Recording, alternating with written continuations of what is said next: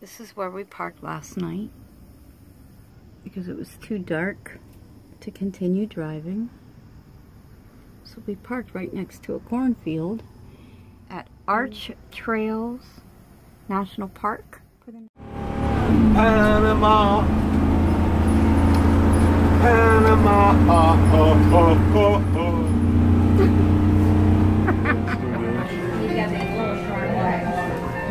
Oh, yummy. Enjoy.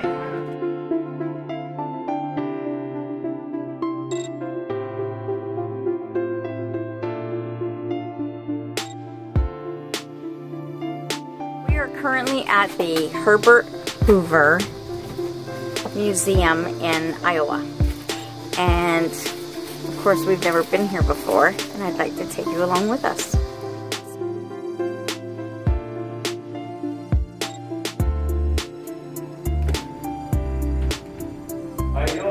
Hi, how are you? Good, how are you?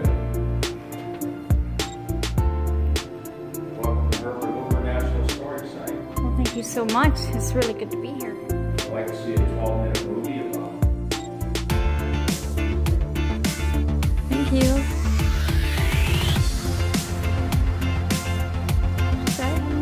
Hope we can find seats. You're funny.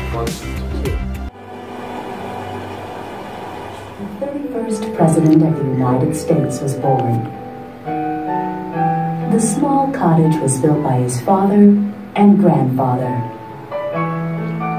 It was a home with walls strong and secure. In the 1930s, he and his wife Lou made a commitment to restore the birthplace cottage.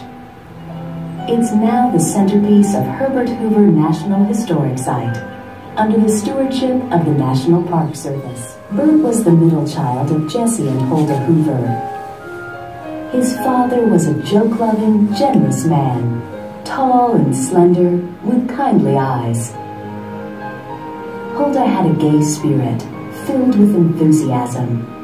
She was well educated. The Hoover home was a place of play and merriment, a gathering spot for countless relatives and friends. Bert's older brother, Theodore, was called Tad, short for Tadpole. Younger sister Mary was nicknamed May. Jesse and Huldah lovingly centered their lives around their family and their Quaker faith. The Quaker ideal promotes social justice, usefulness to others, and worldwide peace. Those values permeated Hoover's life.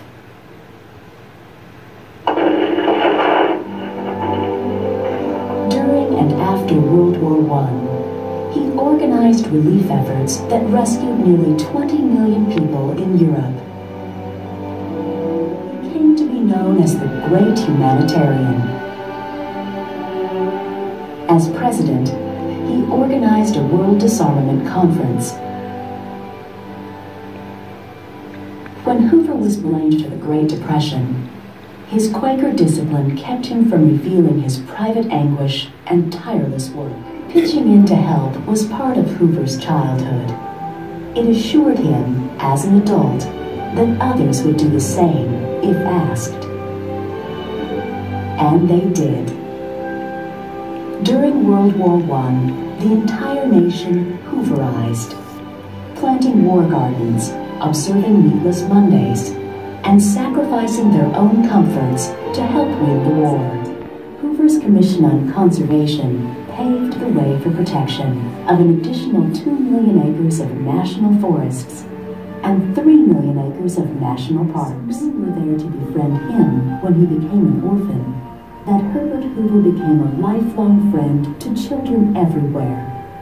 His vision for an organization to feed children around the world became the United Nations Fund, known as UNICEF.